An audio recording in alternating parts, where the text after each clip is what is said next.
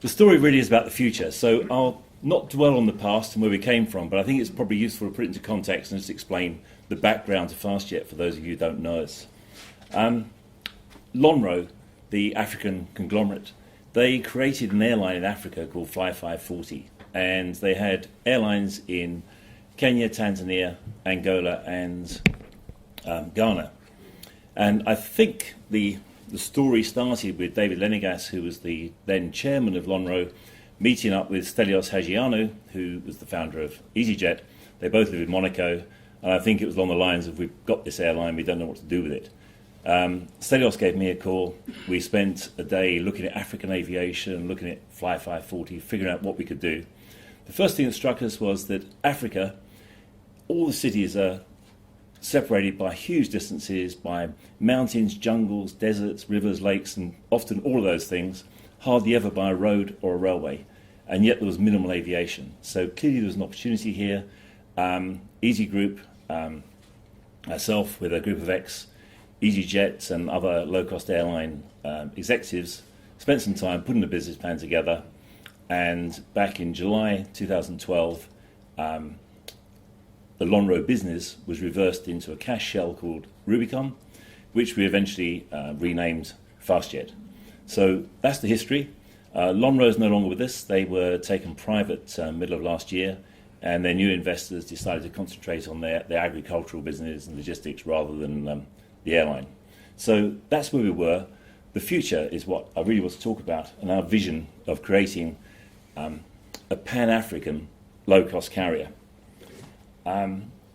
We launched in Tanzania on 29th November 2012, so we're just over a year into our operations. In Tanzania, there was a Fly 540 operation.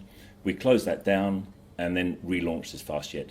The other bits of the 540 business, we're currently well advanced with plans to restructure those, and when the time's right, turn those into Fastjet Airlines. So the opportunity, Africa, as I say, minimal aviation. There's 1 billion people live in Africa.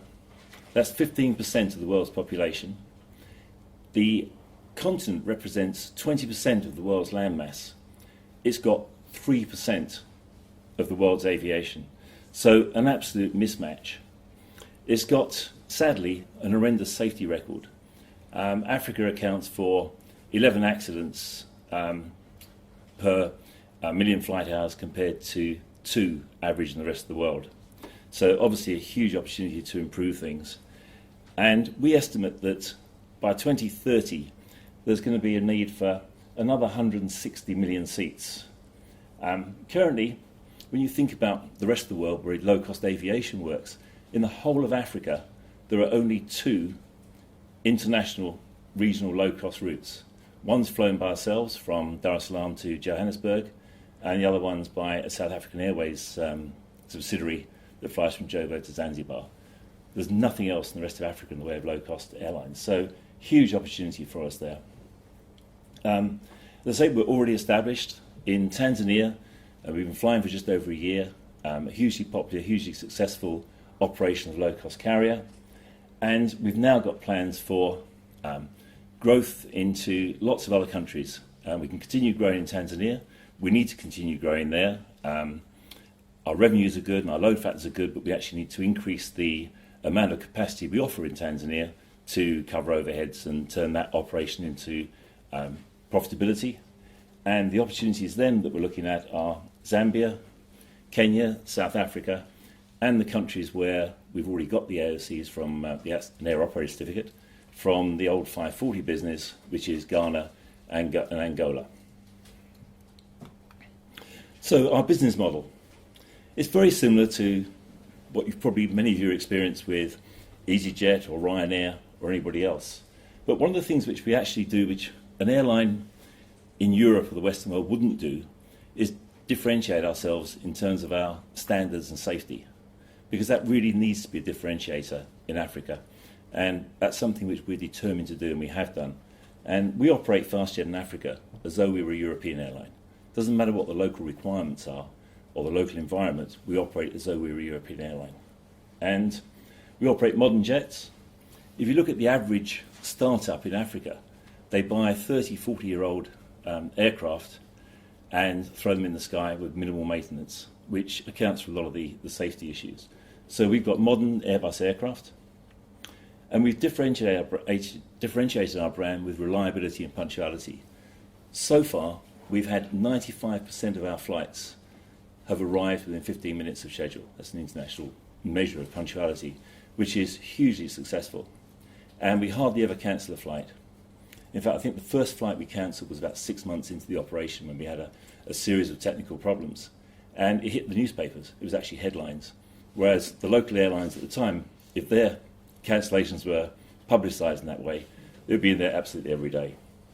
Low fares, that's a key part of the low-cost model, is the way in which you manage the yield. And that was the one thing, I think, which we had a little bit of doubt. Could we actually do this in Africa? Would it work in Africa the same way as it does in Europe?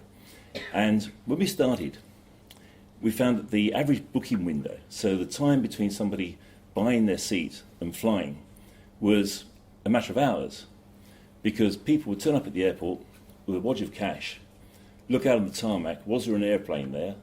Did it look like it was serviceable? Did it look like it would fly today? Okay, they'd buy a seat. So that meant it was very flat pricing. So it was very much like a bus. So what we had to do was develop this reputation that we were reliable, we were going to fly.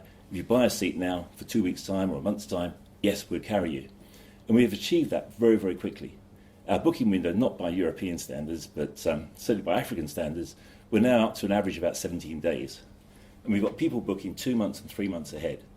Now that means that what we can do, people who book early, in domestic flights, they pay $20. And so you're filling the airplane up with these cheap seats, much like in Europe 6 months before, you would buy a seat to Spain from EasyJet for a very low price. Which means that as the airplane fills up and you come towards the day of departure, the price goes up. And that enables us to yield manage and drive the model. And it's working in Africa just as it does in Europe. Pardon me. Distribution is an interesting one because unlike Europe, the UK, where internet penetration is huge and virtually all of the sales are on the internet, in Africa that doesn't exist. People with a lot of smartphones around there, a lot of telephones. So we've optimized our site for people to use on the telephone. And another interesting difference there, very few people have credit cards. In fact, a lot of people don't have bank accounts. If you haven't got a bank account, you have kind of a credit card. They don't trust credit cards. But they use mobile money. So 30% of our sales now go through mobile money. And the way that works, people have a mobile phone. As long as they've got a SIM card, it can be a pay-as-you-go SIM card. They can go down to their local shop with cash. They put it onto their SIM card, and using the mobile phone, they can transfer money to our account. It's a huge means of payment. It's actually beginning to overtake the banks in East Africa. In Tanzania, in November, there was $1.2 billion traded through M-Pesa, which is the Vodafone version of mobile money.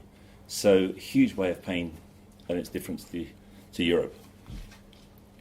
Okay, the airline. What we're trying to do is create a network around Africa, very much like you would see with EasyJet or Ryanair, but it's different. In Europe, aviation's liberalised, and so EasyJet's got, I think it's about 650 routes now around Europe. And apart from a sort of aberration around Switzerland, which is historical, only 5 of those routes are subject to bilateral agreements between the countries. So as a UK airline or a European airline, you can set up wherever you want to and fly wherever you want to. Now, in Africa, the 48 countries in sub-Saharan Africa all jealously guard their aviation rights. In fact, most of them are jealously guarding the privilege to subsidise their state-owned airlines. So everything has to be negotiated on a bilateral air services agreement between the two countries. So what we're planning to do, and what we are doing, is creating a series of Fastjet airlines in different countries around sub-Saharan Africa. And they're obviously, each airline is a separate company registered in that country. So we've got Fastjet Tanzania. We're going to move on now to Fastjet Zambia and Fastjet South Africa and Fastjet Kenya. There'll be local companies But to the consumer, it's going to be one airline, sold on one distribution platform. And rather than create just little airlines with all of the functions within them, we're actually centralising as many of those facilities as we possibly can, and also controlling the quality. So, for example, our maintenance. Now, maintenance is absolutely vital to safety, to reliability, to punctuality, all of those things. So, rather than using local maintenance suppliers, we, right at the start, did an RFP around the major maintenance suppliers in Europe. We chose Sabena Technique as being the best match for what we wanted and the best price, and they roll out our engineering and maintenance throughout the continent. So each company that starts up will have a separate contract with Sabena Technique, but it'll be controlled by a master framework. The other thing is creating a first mover advantage, because I'm sure a lot of other people are looking at what we're doing and thinking, can we do this too? So now we've actually established the model, we've established it in Tanzania. The plan now is to move forward as fast as we can to create a barrier to entry for other airlines to do the same thing. So this is just an illustrative example, but you can see how on there's a whole series of separate airlines in different parts of Africa. So they're all operating under the regulation of that particular country, but then to the consumer, it's going to look much more like you're used to in Europe with an EasyJet network. So it'll be just one distribution platform. We haven't actually done this yet. We just called ourselves Fastjet. On the side of the airplane it says fastjet.com. But particularly when we moved to Zambia, the government there were very keen to see us have some sort of local branding. So this is probably how we're going to roll things out in the future in around Africa, is to take the flag of each country and their colours and just weave that subtly into our scheme and give each airline a little bit of local flavour without allowing it to destroy the overall brand through the network. So, Fastjet Tanzania, it is a huge success story. We've carried 400,000 people so far, and in terms of the average yield per passenger and load factor, like back last January, which was our second full month of operation, we averaged $46 a passenger. In June, we were up to 81, and this December, $97 and a load factor of 74%, and that was against a massive increase in capacity in December as well. Now, December's a good month because you've got Christmas there, but the back end of December is actually a very quiet period after Christmas. So we were hugely pleased with the results for December. And on all of our flights, around 10% of our passengers have travelled for $20. So that's really driving this the low-cost model. And we did a survey. In our first 6 months, 38% of our passengers were first-time flyers, which was quite incredible. And it was great to see them on board. You know, noses pushed to the windows, looking at the first time they'd been in an aeroplane. And speaking to these, well, you know, going Dar es Salaam to Kilimanjaro, sort of, this is the first time you've been there? No, they've been there lots of times. And often their family lived there or whatever. He said, well, how do you get there normally? Oh, by road. And you hear these horrendous stories about people on buses and broken down vehicles, travelling along, they call them roads, but a lot of them not really made up roads. And so we're actually changing the way people live and the way people travel. And that's exactly what happened in Europe. We look back, different reasons, but when the low-cost airlines, when we brought in low-cost travel in the mid to late 90s, it changed the way people did things. It changed what people did. It enabled people to move around. There are loads of journeys which take place in Europe at the moment which wouldn't have taken place if we didn't have low-cost airlines. And exactly the same thing is happening in Africa. The reasons be slightly different, the income level slightly different, but the model is actually working in exactly the same way. And that's what gives me a huge amount of enthusiasm and confidence now that having proven that model, we can move forward.